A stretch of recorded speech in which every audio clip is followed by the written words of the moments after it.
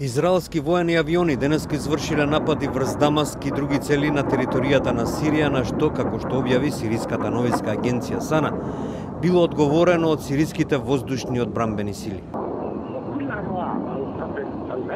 Сириската државна телевизија пренесуваше дел од акцијата на противвоздушната одбрана. Предходно, израелската војска соопшти дека иранските сили, стационирани во Сирија, истрелале околу 20 ракети врз израелски воени цели на Голанската висорамнина. Ракетите, како што се наведува, не предизвикале жртви и поголеми штети. Некои од ракетите биле пресретнати од израелските одбранбени системи. Израел деновиве се наоѓа во висок степен на военна состојба поради, како што е наведено, невообичаени движења на иранските сили во Сирија.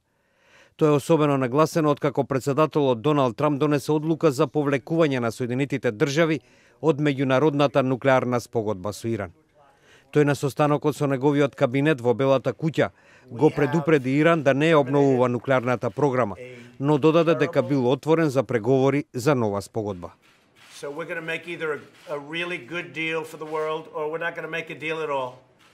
Трамп најави дека санкциите врз Иран ќе бидат обновени наскоро. Реза Мараши, директор за истражување во Националниот иранско-американски совет, вели дека санкциите, особено по едностранното повлекување од договорот, без да се понуди алтернативно решение, нема да го решат иранското нуклеарно прашање.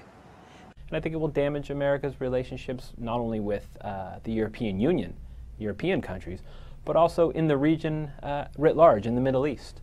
A lot of conflict going on in the Middle East right now.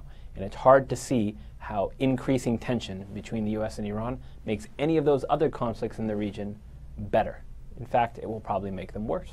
Според него, големите компании, особено европските, по одлуката на Вашингтон да ги врати санкциите врз Иран, би можело да загубат милијарди долари со откажување на трговските спогодби.